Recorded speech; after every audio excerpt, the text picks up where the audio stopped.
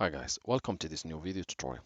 In this video I will show you how you could easily enable the Net Framework 3.5 in Windows 11. To begin, go to your search bar in Windows 11 and type Turn Windows Features On or Off and click on it to open.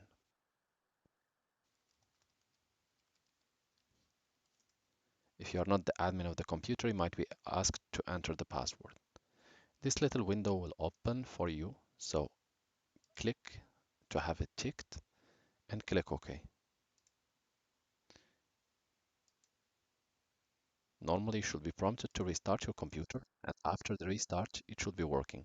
If you see this searching for required files, make sure to connect to the internet so that if it doesn't find the required files on your computer, it should be able to download it automatically from internet. Once done, you will be asked or prompted to restart your computer, and after the restart, the Net Framework will be enabled for you. Thank you for watching, and talk to you soon in a new video tutorial.